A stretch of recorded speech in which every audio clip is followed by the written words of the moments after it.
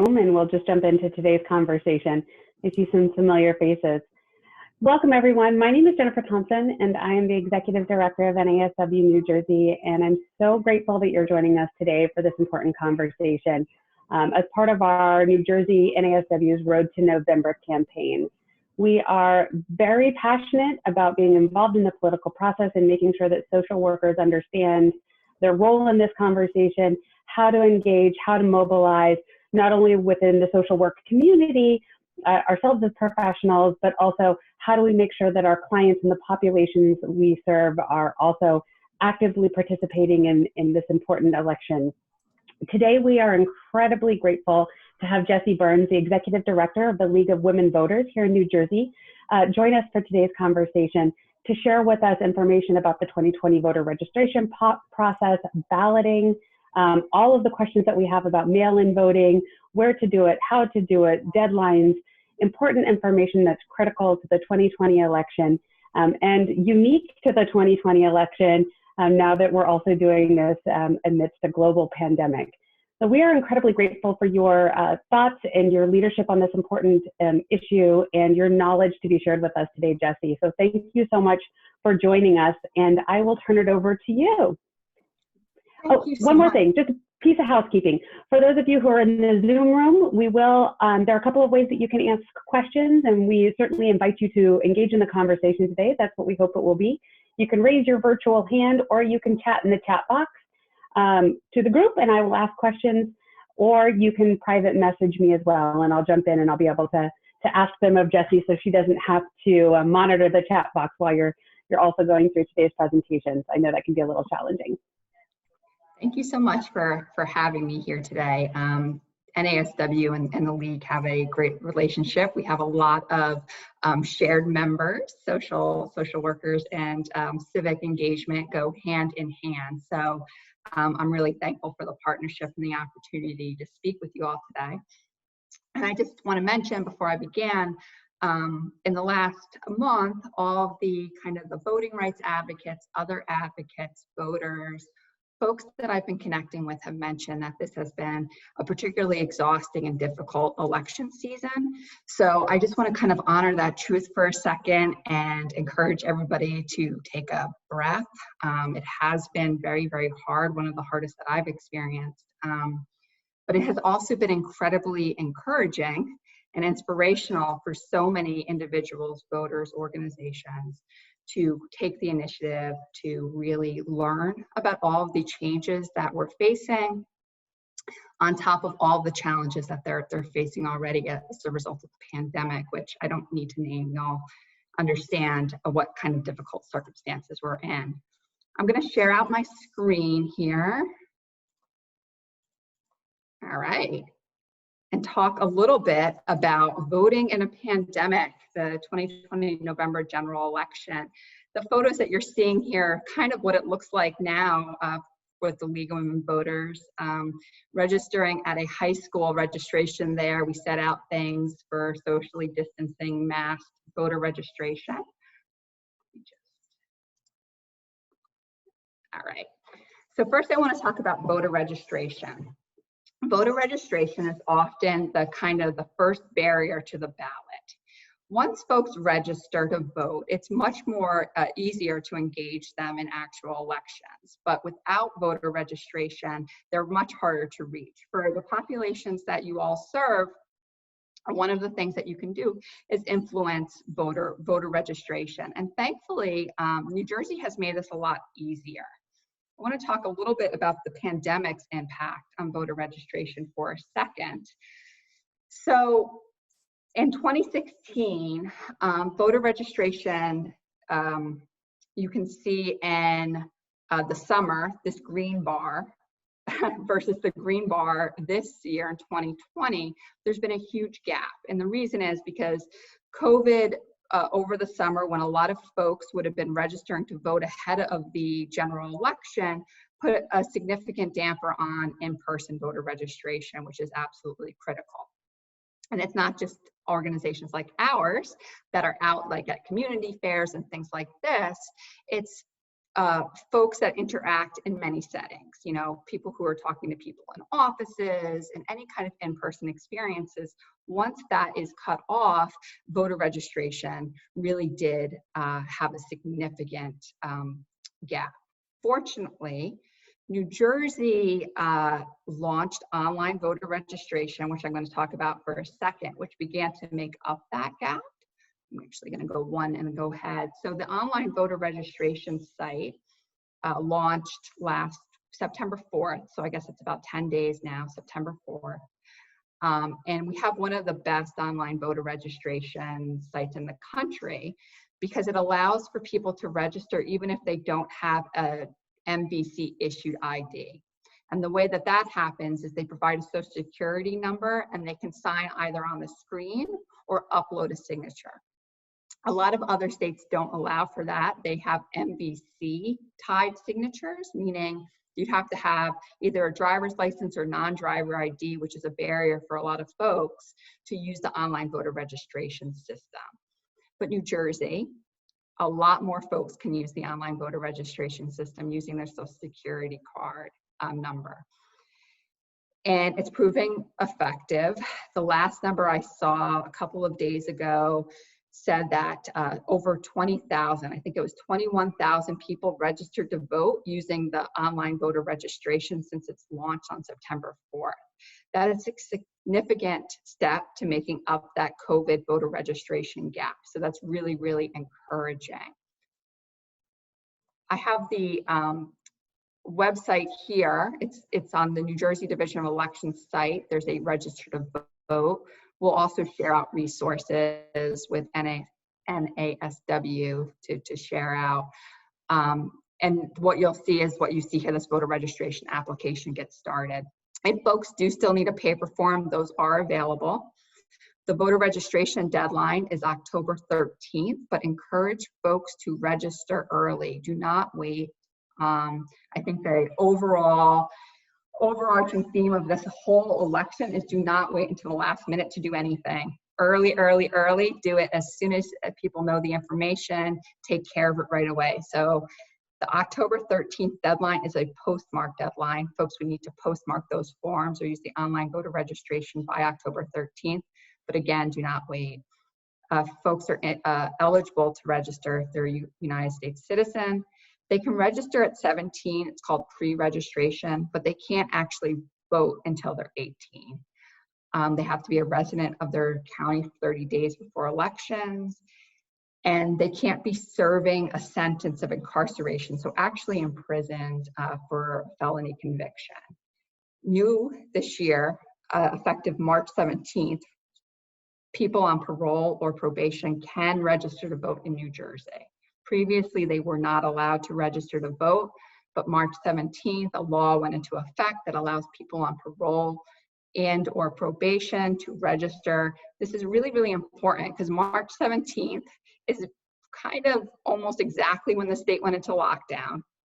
So for groups like ours, we had a bunch of voter registration events planned to help this population register. There's about 80,000 folks that we're talking about here that all got shut down. So that particular voter registration gap very much still exists. There's a lot of people who are on parole or probation that don't know that they have the right to register, don't understand how to navigate that, but they do. They should register and they definitely should vote in November.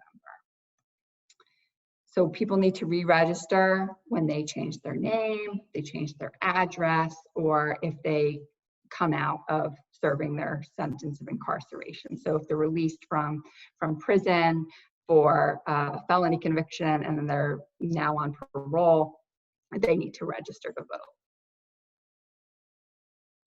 Something that's really, really important is that everybody kind of knows their voter registration status. And this is particularly important this year because all active registered voters are going to be automatically sent a vote by mail ballot. People need to know if they're active and where they're registered to vote because that's going to be where that ballot goes. So everybody needs to check their status. This site is available on the New Jersey Division of Elections website. You enter some basic information, and some information about yourself comes up, including it doesn't have the exact address where you're registered, it has the town, and then it has a status that says active or inactive. If people are inactive, they need to contact their commissioner of registration and figure out why they're inactive and take care of that. It might be that they need to re-register at a new address, or there could be something else that happened. But if they're inactive, they won't be receiving their ballot, so they need to make sure to take care of that. Vote411.org is a national website run by the League of Women Voters, and it has basically all the information folks need to participate in elections. It has information about registering, it has COVID-specific information, state by state. So this applies, every state has this information. This isn't just New Jersey. You put in your address, and if some of it, like in New Jersey, a ballot will appear because we participate in this, and it'll have questions that we ask of candidates running for office, very general questions. The candidates' responses will appear there, so it has information about what's on your ballot. Helps voters find their polling locations. It's really meant to be kind of a one-stop resource for voters, regardless of where people are. So this is particularly helpful if you serve across different states. Vote411 is a way to kind of direct people to a catch-all place where all this information is going to appear.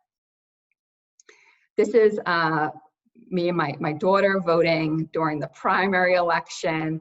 The primary election was held very much like the November general election is going to be held.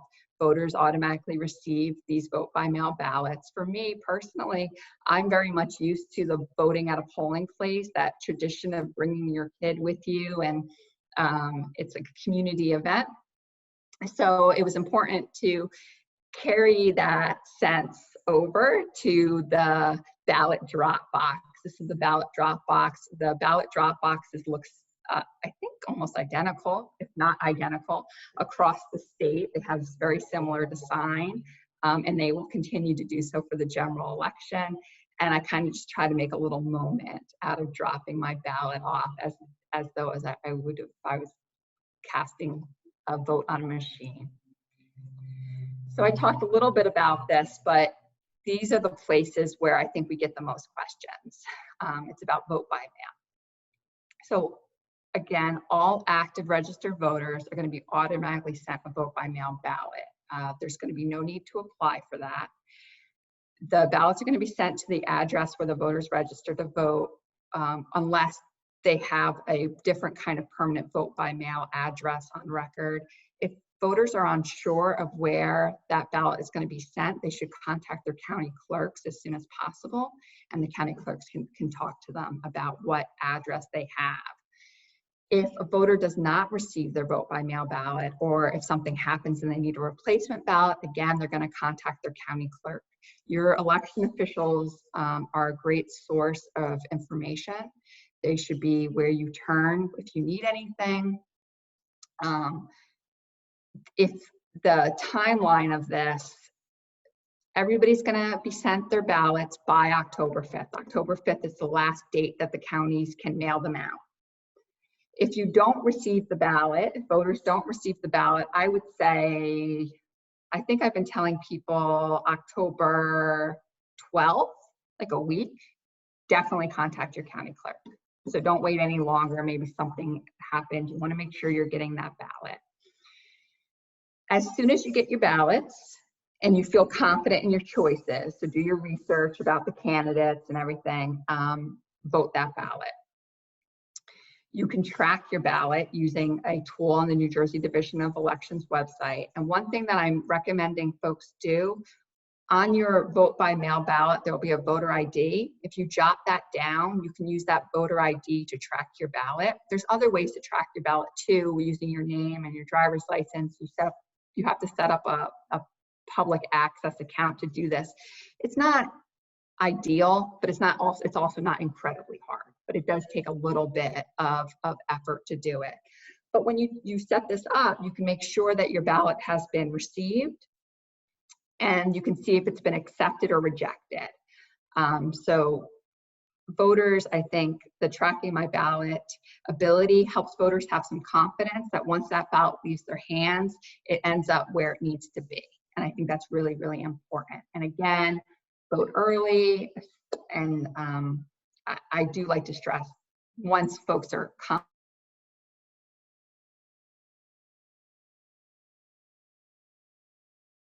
questions, all the offices that you're voting on, take time to understand how to use the vote by mail ballots, read all the instructions, really take time with the ballot, but don't wait till the last second to open it up and start trying to figure it out. Open it up, get acquainted with it, and vote as soon as you're confident. This is just a photo. I got this from NJ.com. But this is a photo of what the vote by mail outer envelope looked like for the primary for Burlington County.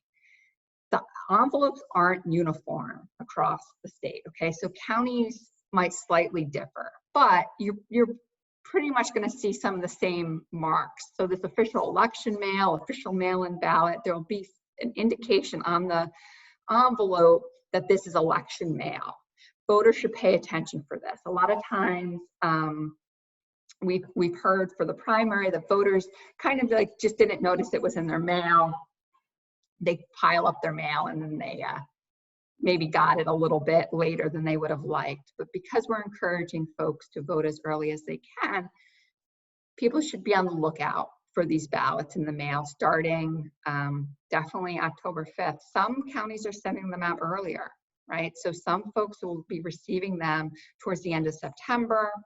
I heard that one town in Ocean County is going to be receiving it maybe this week or next. So very, very soon.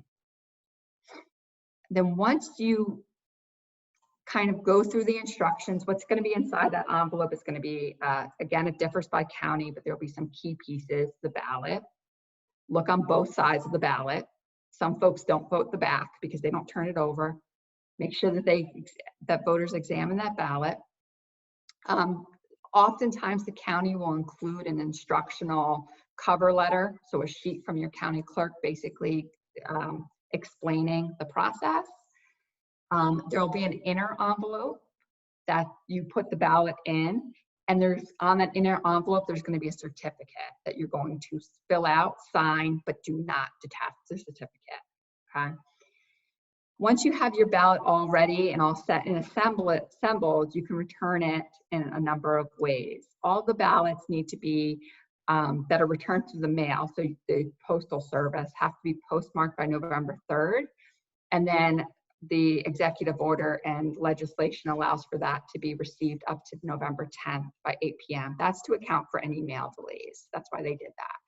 Ballots that lack postmark because of postal error or the post office might have missed something, those will be valid from November 5th. And the reason that they picked that date is in conversations with the Postal Service, they figured out that ballots that got in by November 3rd, November 5th would be the latest that those ballots would be received. So this kind of is a security measure that people aren't trying to do non-postmarked ballots November 4th and still get it in. Ballots that are returned through drop boxes. So the secure ballot drop boxes in that photo that you saw, there's going to be at least 10 of those per county, and it's actually more. Some counties already have about 18 that they're getting ready and are starting to list them. Some have 11, and most of them fall in between there. So 11, I think, is the least I've seen, and 18 so far is the most. But there's going to be these secure ballot drop boxes set up for voters to cast their ballots. Secure ballot drop boxes are not part of the postal system. Election officials, a bipartisan team, picks those up on a schedule. The closer to election day, or the more full those boxes get, the more they pick them up. A lot of times they do that with another person. So some of the counties do it like with a sheriff, or they have a system in place. The county election officials have a system in place to make sure that the chain of custody on the ballots is maintained, and that there's always kind of bipartisan security around those ballots, so nothing you know, it's just so you can have confidence that the ballots are being picked up and making it to where they need to be without any kind of funny business. So those need to be in those boxes by 8 p.m. on election day. And you can also return your ballots in person. New this election, which wasn't available during the primary election, is the ability to return your ballot to your polling place. When you return your ballot to your polling place, you can only return your own ballot, so you can't be a bearer, and I'll talk about bearers in a second, for somebody else, and you have to use your designated polling place. You can't just go to any polling place and do it. But on election day, if you know your polling place that's open, there's going to be limited polling places, but if your polling place that's open is really close to you and it's a lot closer to the ballot drop box, then that's an option for you to go to your polling place. You're going to participate much in the same way you usually do. You're going to sign a book. You're going to turn that ballot in to a poll worker, and then they're going to put that into a secure location in front of you, and you're going to leave. So polling places are a new way for this election that people are going to be able to return those vote by mail ballots. You can also return to your Board of Elections office, and that's all those deadlines, just like ballot drop boxes, 8 p.m. election day. The 8 p.m. deadline is when polls close, so that's what they're basing that off of.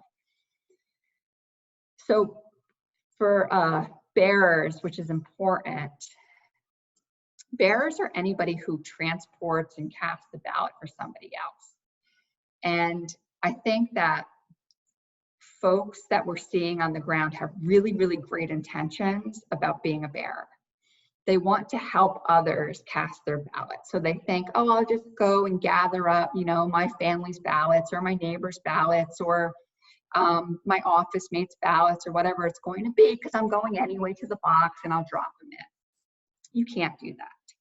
As soon as you take a ballot from another person, you're a bearer. You have to fill out, there's a bearer section on the envelope in front of them so that that person's aware, you know, this is a chain of custody situation. This counts if you're going to cast their ballot through a drop box, in person at the County Board of Elections, or through the mail. So as soon as you take somebody else's ballot for them, you are a bearer. You can only do it for 3 people for an election. That 4th person, if you do it for, it's going to invalidate their ballot. This is really one of those situations where we see a lot of great intentions. It's not a high rejection rate, but when we see it, it's because somebody just wanted to gather up, oh, I just gathered up my neighbor's ballots. They accept 3 of them and they reject the rest. So you have to be really, really careful about that. And voters that reach out to us have said, you know, I want to do this. And we have to say, you know, you can't. You have to be careful about this. You're going to accidentally cause somebody else's ballot to be rejected. Talking about ballot rejection just for a second. So some common reasons for vote by mail ballots to be rejected are the ballot is received late. Hopefully the extension to November 10th helps alleviate some of that. But the League of Women Voters is encouraging folks, again, to cast their ballots as soon as they feel confident in their choices. And if they can, use something else other than the postal system. Use the ballot drop boxes, use the polling locations, use the County Board of Elections, the in-person options. And if they're going to use the postal system, if it's close to the election, the deadline, if it were me, I'd go to the post office and have them postmark it in front of me. I'd also, again, cast it as early as I could. Another reason that ballots might be rejected is that the certificate is missing. And this is something that you can't really do much about if a voter makes this mistake. So this is why voter education is really important. There's the certificate on the envelope, the inner envelope that voters sign. They fill it out, they sign it. And it has, on most of them, it says, do not detach. But voters think, because it looks like a rip-off, that they're meant to detach it. Once they do that, their ballot's going to be rejected. The certificate gets detached by the county election officials. So when a vote by mail ballot is cast, the county election officials, that's how they keep the security and secrecy of your ballot. They could view the certificate, look at your signature, make sure everything's okay. Then they detach that and they separate your actual ballot from it to keep the ballot itself secret. But if you detach it, then they reject the ballot. The next thing is the signature mismatch missing on that certificate you sign. Thankfully, in New Jersey, we now have the ability to cure ballots for this. So now if your signature doesn't match the signature on record, and there's a question about it, or if you forget to sign it, voters forget to sign it, they'll receive a notification in the mail very quickly, within 24 hours of the county election officials seeing it. And that will include a notification for them to fix it, that discrepancy. So they'll fill out this notification and they'll have multiple ways to return it: mail, fax, email, or in person, to cure their ballot, and then their ballot won't be rejected. And then another reason for ballot rejections, and this, like the certificate missing, is hard, is if the ballot's not enclosed. So sometimes people there's all of these different steps. There's two different envelopes: the outer envelope that you take everything out of, there's an inner envelope, there's a ballot, there's the certificate you sign. Sometimes voters just forget to put the ballot in, and there's nothing that can be done about that. So that's a voter education. Everything can be avoided or fixed either through using, voter education about what to watch out for. Don't detach the certificate, make sure you read the instructions, make sure you enclose the ballot, or through things like there's a lot more ballot drop boxes available. You can return them to the polling place. And if you do forget your signature, or your signature doesn't look like the signature we have on record for you, there's this cure process. And there's still the availability to vote in person this election. So each municipality is going to be required to open at least one polling site in their town. Hopefully it's going to be more. All counties have to ensure that there's going to be at least half of their polling places are going to be open. Voters who choose to vote in person at these polling locations will do so using a provisional ballot. A provisional ballot is a paper ballot that looks very similar to a vote by mail ballot, but it also includes an affidavit section. It's a paper ballot. Vote by mail ballots are paper ballots. Provisional ballots are paper ballots. The difference is it's that the provisional ballot, since everybody's receiving vote by mail, all active registered voters are receiving vote by mail ballots automatically. The provisional ballots are counted, or canvassed and counted after the vote by mail ballots are done. They're all counted. There's a kind of a myth that provisional ballots are only counted in close elections. That's not true. They are counted, but they have to make sure that the voter didn't also cast a vote by mail ballot. So because everybody's going to have these vote by mail ballots, they're going to check to see if the voter cast a vote by mail ballot, and if you didn't, then they'll count the provisional ballot. For individuals with disabilities, there's going to be ADA accessible machines at polling locations, and that's going to be only available for people who need them, that can't cast paper ballots. So that is it. I think I've had a lot of instances where there's a lot of questions, so I wanted to leave time for that. But I'm just have my contact information up here on the screen. I'm sure that it'll be available later. I'll stop the share and see if there's anything I could help answer. Thank you so much. There are definitely some questions that people will have. I'm sure more will start to come in as well. I think there's so many. I think there's a lot of confusion over sort of what to do, how to do it, how do you make sure that your vote is protected. And one of them that we hear a lot about is, what if in this tracking process, if we've cast our vote by mail, we can track it through the process, that we see that it's been rejected. What are the remedies there? What steps can you take? How can you rectify that? Or is there a way to rectify that?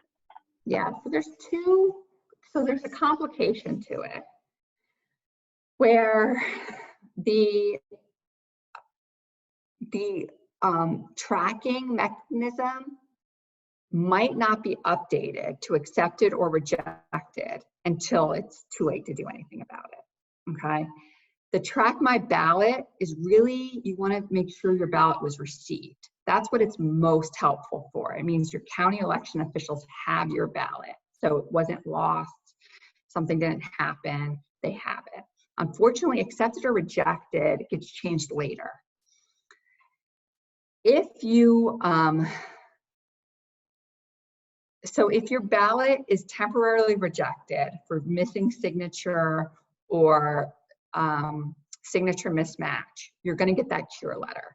So one thing voters need to do is watch the mail again to see if they get any notification of rejection. If your ballot's rejected for some other, not all reasons for rejection are fixable. Like if your ballot is received late, then there's not going to be much that, or anything you can do about that. So you're going to have to, voters need to be a little bit more proactive on the front end, making sure that they're casting their ballots as early as possible, using mechanisms that they feel most confident with. So if they're most confident with the ballot drop box, after knowing that that's going to be picked up by election officials, use that. If it gets to be kind of close and they're more confident with going to a polling location and having the poll worker put it into a secure location, use that.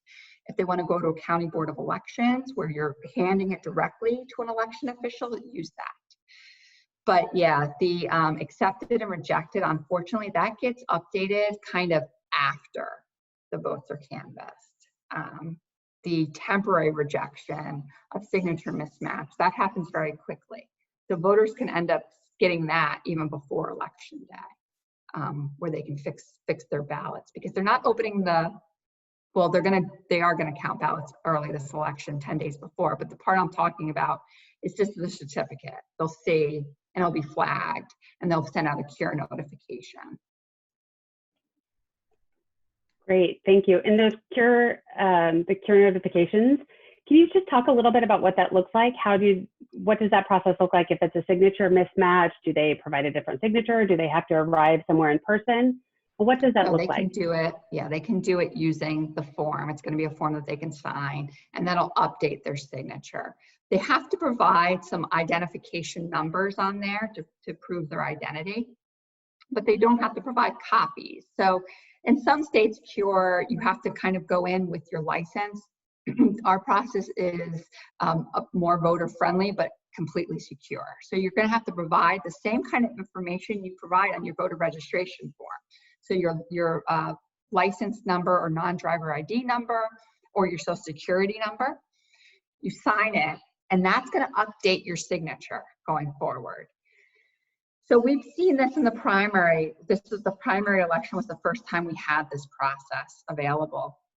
And kind of what happens is voters, when they register to vote at 18, they might have used a very different signature than they use now.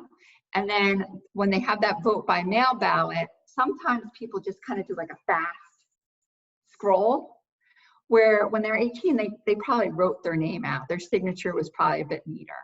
Or as folks age, their signatures change, either for medical reasons or just because their signatures have changed, things like that. So that new signature that you provide on that cure ballot form is going to be the signature that you use going forward.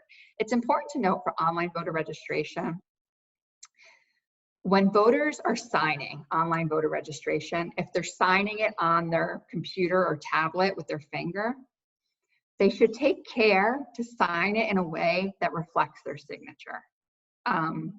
Don't sign it in the way that, like, when FedEx shows up and you have to sign the package and you just kind of go like that, because that's going to be your voter signature going forward.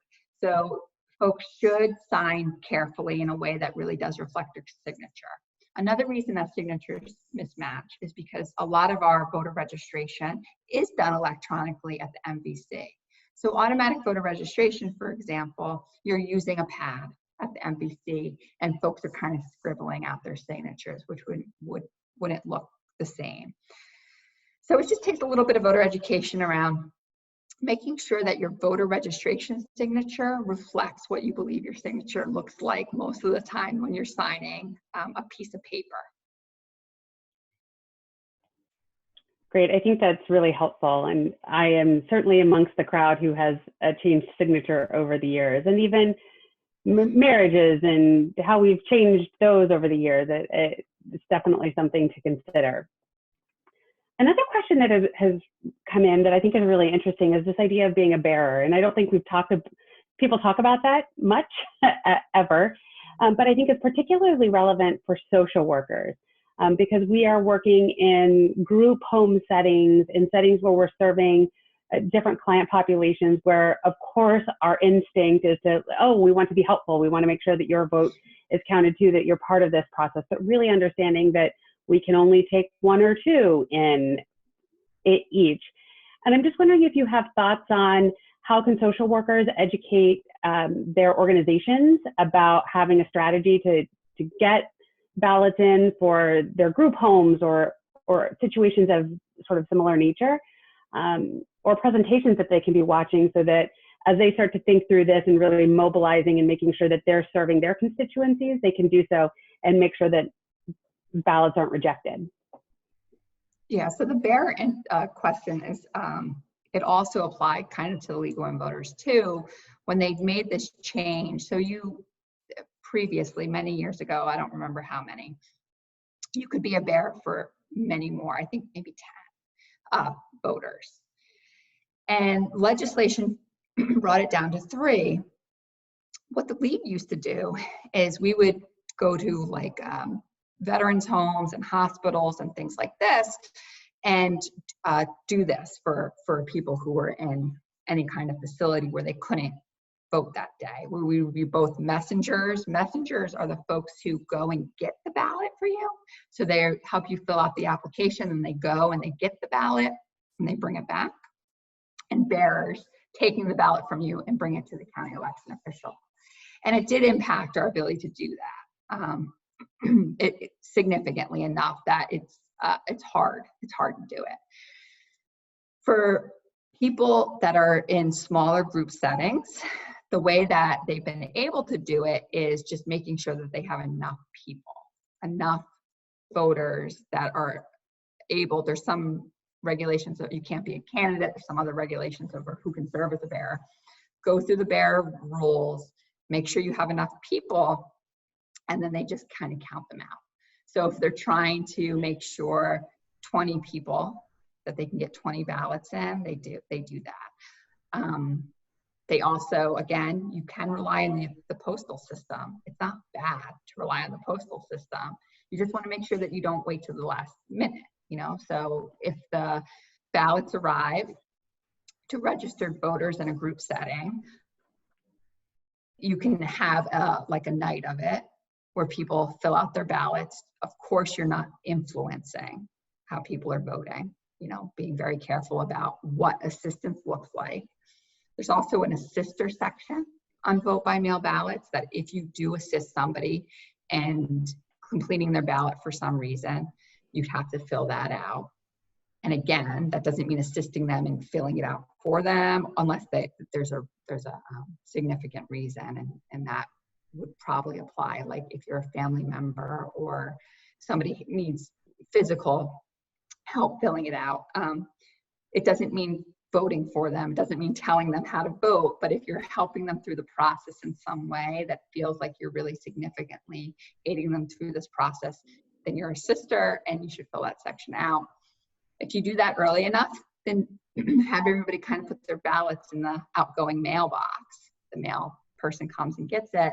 That's a way you can do it too. But the bearer limit being lowered has impacted the ability to do transport vote by mail ballots for group settings. Thank you so much. I think that's a really important thing. And I love that idea of just sort of planning out appropriately with your teams to make sure that you've got a good mix of people who have chosen to send them in via mail, but making sure that everyone has the option of sort of delivering them in the way that feels most comfortable to them. And I think too, like, I mean, I'm kind of just thinking of this, and I don't know, I think the individual group settings would have to consider this about their own ability to do it. I could see doing kind of like a little field trip, if you can keep it in a way, you know, where you bring folks to the ballot drop box, and like I made it like an occasion with my daughter, making it an occasion for a small group setting, kind of if there's like a shared van or something like that, where you go and people drop them off individually in the ballot drop box. That's a great suggestion as well. Thank you. Another question has come in from our Facebook partner and on Social Work Helper. For those people who might be watching in other states, what is the best way that they can find information on registering to vote and how the elections will be conducted in their individual states this year? Yeah, so vote411.org is a really great resource across the country. Every state is represented on vote411.org. It is updated consistently. There's COVID-specific information for each state. And the League of Women Voters has state chapters in every state. We have local chapters in many communities. But the League across the country, this is pretty much our sole focus right now, is how do we make sure everybody can vote safely and confidently during the pandemic? So it's really going to be the information that's going to be top of any League of Women Voters website. And you know, I think that information is different in every state. Every state has different procedures. Every state has different what they're doing. There's only a handful of states that are doing like New Jersey with the automatically mailing of ballots. Other states have changed their vote by mail procedures significantly, but they've changed them all in different ways. Thank you. I think that's sort of along the similar lines for students who are watching and obviously very active, but their plans have been really disrupted this year. What should students be doing if they're registered to vote in one state but are attending a college in another state, or their plans have been completely turned upside down and maybe they're registered but weren't able to actually physically get to the state of where they're registered? Yeah. So the college student question we get a lot, because I think that there's also a lot of uncertainty about where folks are going to be when too, right? So unfortunately, in some situations, it means, where am I going to be in October? Am I going to be still here? Am I going to be sent home? What does this mean? So I think that it's really important that everybody kind of makes their individual voting plan with a plan A and a plan B. Plan A should be just like it was any other year, okay? If you're at college in another state, I went to college in Pennsylvania, for example. My plan was I applied for a vote by mail ballot. I was registered in New Jersey. I applied for a vote by mail ballot. I voted it in Pennsylvania for New Jersey, okay? So that's still a valid plan. If you are registered in New Jersey right now and you're going to be out of state at college, you should contact your county clerk to work out where you want that vote by mail ballot sent. If you have a good feeling that in the next 3 weeks you're still going to be at school, then have it sent there. There's still a plan B though. Let's say you're sent home to New Jersey. It's going to be different in every state. Say you're sent home to New Jersey and your ballot was sent to school. Now you're in New Jersey, you can't get that ballot. You can have a replacement ballot sent to you at your home by calling your county clerk. If it's too late for that, you're going to be able to go in person to your county clerk and apply for that ballot, a replacement ballot. If that's not possible, you're going to be able to go to your polling place on election day and vote using a provisional ballot. So the New Jersey's voting changes, I think, are really meant to try to make sure that there's as many different options possible for people to vote, so that they have plan A, plan B, plan C. If this happens, then you can do this. the polling place provisional ballot is a safeguard. If for some reason a vote by mail ballot doesn't get to you, or you know, you're in the situation where it was sent to your school and now all of a sudden you're home and you didn't expect it.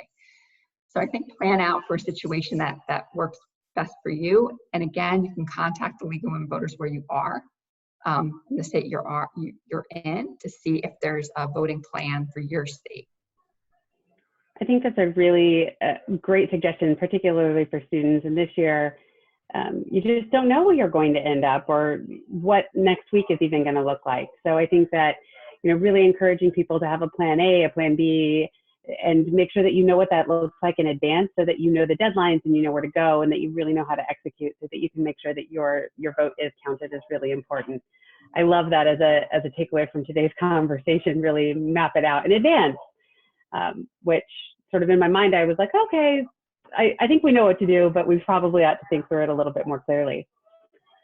So another question that we have that came in, are there any volunteer or paid positions with the League or any other organizations that you know of where social workers can get involved and engage, either to get out the vote or to help people on election day, et cetera? I know we get a lot of questions about, can I be a poll watcher? How can I be helpful to people? You know, particularly, I always hear from social workers, they want to help. And if there are elderly people waiting in long lines, how can we be assistive and, you know, save places? Are those types of things allowed? So any thoughts that you have on how people can get involved to help? Yeah, so I always joke, I think half of our membership is social workers. I always make that joke just because it's a lot of folks, and I think it's probably because of that, you know, that wanting to help and do good in the community mentality. So you can volunteer with the League of Women Voters. We love volunteers, and we particularly like social workers. So yes, please volunteer with your local league. If you're comfortable doing in person, we do need help doing in person right now. They're socially distanced, they're masked, we have a lot of safety procedures, but one of the best ways to reach folks in the community is to go into the communities where they are. So we do need that kind of help. You can sign up to be a poll worker. A lot of our poll workers are in a vulnerable population. The New Jersey Division of Elections has a statewide poll worker site, like a form that you can fill out, and counties, usually the requirement is you have to be a poll worker in your own county, but that was waived for this election so that folks could be moved around to where they need to be. So if one county fills up, but another county needs poll workers, they could be sent to a different county if people are willing to do that. Another place that some counties might be looking for help soon is help counting ballots. There's going to be a lot of paper ballots. Now, this is a more kind of a backroom job, so I don't know if social workers would be the best fit for it. This is sitting at a desk going through paper, but that's We're also great at paperwork. That's also a place that we definitely need help. We don't do in New Jersey much poll watching. We used to, but there is 100 feet. Does that make sense? Yeah, I think it's not just that you can't get within a certain space to a polling place to prevent from things like voter intimidation, really. So that kind of rule does good things, like it keeps people from intimidating voters in line, but it also keeps groups like ours that are there to help away. So that hasn't always been like that. We used to do that, but once they had that, you're kind of too far away from the people to help them any longer. We used to hand out kind of just like voting rights cards and things like that, but you can't do that in New Jersey. You can do that in other states. So if for folks that are in other states, poll watching is on the list of things they can do. But I do encourage, reach out to your local leagues. We have I think we have 35 chapters in New Jersey. So there's lots of places on the ground where we have volunteer opportunities, and the same thing in every state. There's volunteer opportunities in every single state. We certainly know that a lot of people are very interested in getting out and helping and just making sure that they protect the integrity of elections generally, but particularly this year, and making sure that everyone who wants to participate in the process can, and that their votes are counted. Very unique times.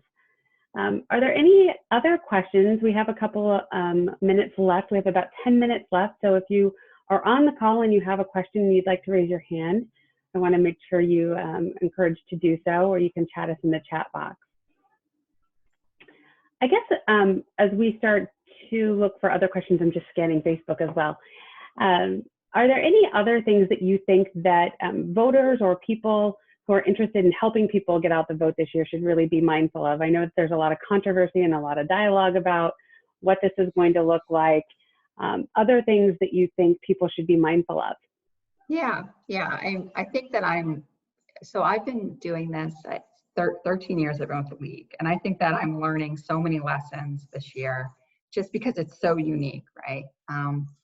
And it's always been important for the League of Women Voters to be nonpartisan and to be factual and accurate.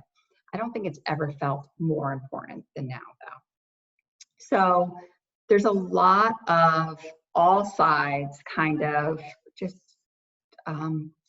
heat around this election. So for me, I'm not a social worker, but I know a lot of social workers.